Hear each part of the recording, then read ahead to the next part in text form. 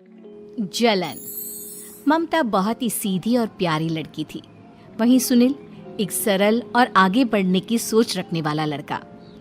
सुनील, बेटा सुनील कहाँ है? अरे जरा एक गिलास पानी तो दे दो। हाँ माँ, अभी आया।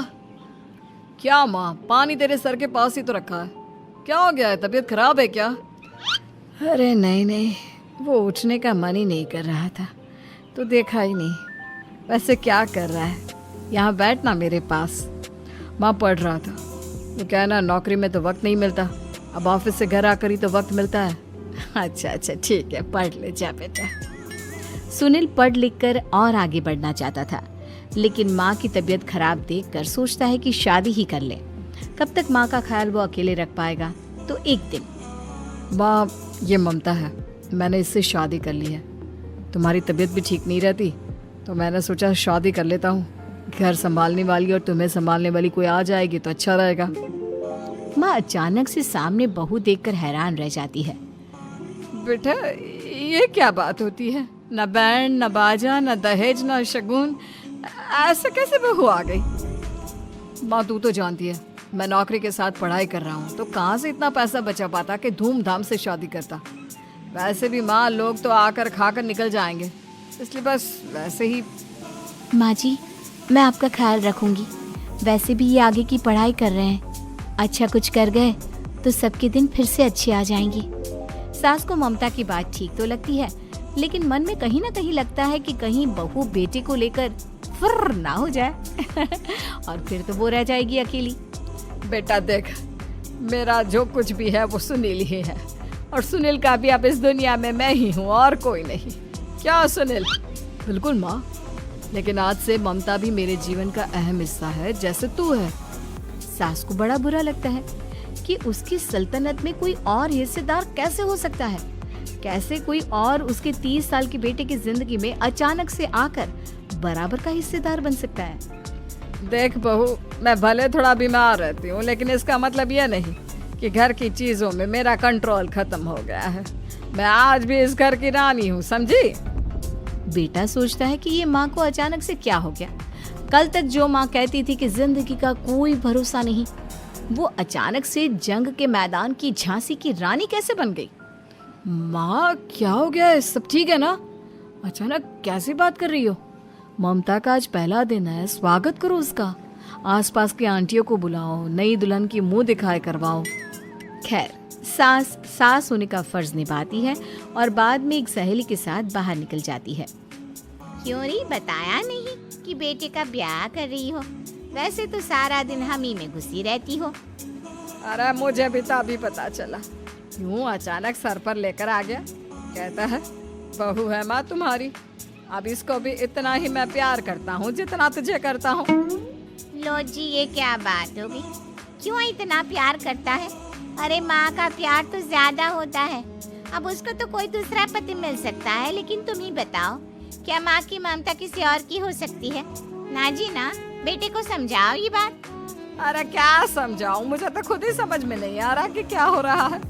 जो बेटा कल तक माँ माँ करता था, अचानक से बीवी बीवी का राग आलाप रहा है।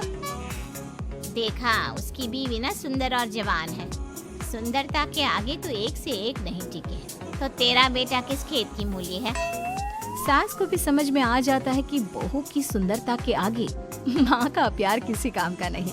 उधर बीवी, ए जी, अम्मा जी सहेलियों को छोड़ने गई थी, अभी तक आई नहीं, हम देख आए क्या? अरे रहने दो ना, आ जाएंगी। कहाँ जाएगी, उनकी आदत है, एक बार जाती है तो पूरी पंचायत खत्म करके ही आती है। अच्छा ही है, खाना वाना खा कर गई होगी। छोड़ो ना, घूमेगी तो खाना पचेगा, नहीं तो ऐसे ही खाट पकड़ लेगी। बहू भी शांत हो जाती है। उधर सास सोचती है कि आज थोड़ा देर से ही घर जाती हूँ, जब बेटा परेशान होकर ढूंढेगा तब मजा आएगा। बीवी को खुद ही पता चल जाएगा कि माँ के आगे उसकी दाल नहीं गलेगी। लेकिन वहीं दूसरी ओर घर पर, ए जी, माँ जी अभी भी नहीं आई, हमको तो घबराहट हो रही है कि क्या करें, जाकर पता करें किसी के घर। अच्छा, कहाँ जाओगी ये भी बता दो। पहला दिन है तुम्हारा इस घर में और एक ही दिन में मोहल्ला छानोगी क्या? हाँ तो आप भी तो नहीं जा रहे हैं ना, हमको फिक्र हो रही है। अरे यार, ये रोज का है अम्मा का, खाओ और सो जाओ। बस फिर क्या था। बेटा बहू खाना खाते हैं और कमरे में सोने चले जाते हैं। उधर जब सास को कोई देखने नहीं आता तो वो हार कर घर आ जाती है, जहाँ वो देखती है कि सारे घर की लाइट्स बंद है। सास को गुस्सा आता है, बहू, ममता बहू कहाँ हो? लेकिन सारे दिन की थकी बहू को ऐसी नींद आती है जैसे किसी ने भांग की गोली खिला दी हो। वो तो नहीं उठती। उठकर आ जाता है बेटा। क्या बात है अम्मा, काहे चिल्ला रही हो? अरे सो जाओ ना, सुबह की थकी है बहू, वो सो रही है। जोर से बोलोगी तो नींद खुल जाएगी उसकी। माँ को गुस्सा आ जाता है। फिलहाल तो सो जाती है, लेकिन मन ही मन ढेर सारा जहर बहू के लिए भरा होता है। सुबह बहू चाय बना रही होती है कि सास धीरे से गैस तेज कर देती है, जिससे चाय का बर्तन जल जाता है। और जैसे ही बहू चाय का बर्तन उठाती है उसका हाथ जल जाता है। मेरा हाथ जल गया। वो जोर जोर से चिल्लाकर इधर उधर भागती है कि सास थोड़ी देर में उसके हाथ में पानी डाल देती है। हाय रे बहू, क्या कर रही हो? पहली बार रसोई छुई हो क्या? सासू माँ गलती से गैस तेज रह गई थी और बर्तन जल गया, जिससे मेरा हाथ जल गया। हाय रे, कितना गंदा दाग। छी छी छी छी, मुझे तो उल्टी आ रही है तेरा गला हुआ मांस देखकर। तू ना मुझे अभी साथ से खाना मत लगाना। बहू भी खुद का हाथ देखती है तो उसे भी रोना आ जाता है। कुछ दिनों के बाद सास की सहेली आती है, बहू चाय बनाकर लाती है। उसके जाने के बाद सहेली कहती है, बहू की सुंदरता ऐसी है कि कोई भी दीवाना हो जाए। वैसे तेरे बेटे का क्या हाल है? अरे वैसा ही है, बहू के पीछे लग तो क्या करूं, कुछ समझ में नहीं आ रहा। मैंने तो बहू के चेहरे पर दिवाली के पटाखे की चक्री फेंक दी, उसका पूरा चेहरा जल गया। अब देखो ना रही सुंदरता, और ना ही अब मेरा बेटा उसे पूछता है। अरे अब तो वो उसे छोड़कर दूसरी भी देखने को बोल गया है मुझे। बहू सारी बात सुन रही होती है। आंटी एक बात बताइए, क्या भरोसा है कि दूसरी सही आए और आपके अनुसार रहे? देखिए आंटी, मेरी सासू माँ को गलत बात सिखाने की जरूरत नहीं है। हमारा परिवार साथ में खुशी से रह रहा है। देख बहू, मेरी सहेली की बेइज्जती ना कर, वही अच्छा रहेगा तेरे लिए, समझी? बहू नहीं मानती है। वो बार बार उनकी सहेली को घर से निकल जाने को कहती है। तभी सास की सहेली पास के चूल्हे से लकड़ी लाकर बहू के चेहरे पर लगा देती है। बहू जोर जोर से रोने लगती है। अरे ये क्या कर दिया? मैंने कहा किया, ये तो तूने किया। तू ही नहीं चाहती थी कि बहू बेटी के साथ रहे, भला मैं क्यों करूंगी?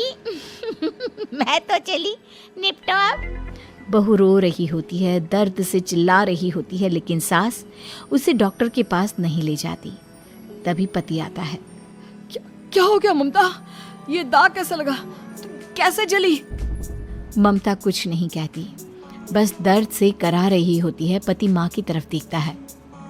हो ना हो माँ, ये पक्का आपका काम है। आप ही ममता से जला करती थी ना। देखना माँ, अब पुलिस आएगी, केस बनेगा, लेकिन पहले मैं ममता को अस्पताल लेकर जा रहा हूँ। सभी अस्पताल जाते हैं, जहाँ डॉक्टर ममता की सास से कहते हैं,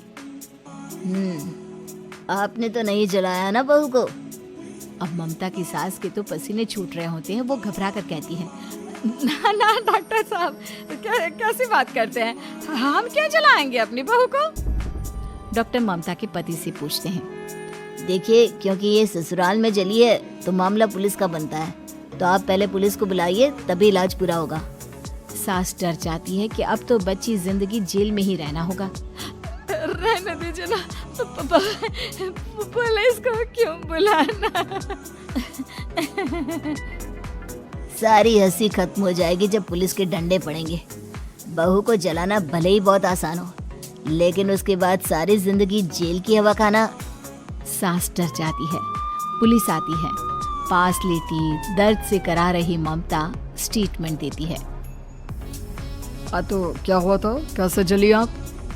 ममता पास खड़ी सास को देखती है। बेटी बताओ, कैसे जल गई तुम? ओए, काका का किरण वाली शाहरुख, चुप, बिल्कुल चुप। सास चुप। सभी इंतजार करते हैं कि ममता क्या बोलेगी। जी मैं खाना बना रही थी, लकड़ी उड़कर मेरे ऊपर गिर गई और मैं जल गई। सास बहू की बात सुनकर रोने लगती है।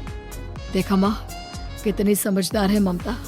ये चाहती तो, हाँ बेटा, ये चाहती तो मैं आज जेल में होती। मुझे माफ कर दे, मैं आगे से अभी कभी ऐसा नहीं करूंगी। बहू के साथ मिलकर रहूंगी, मुझे माफ कर दे।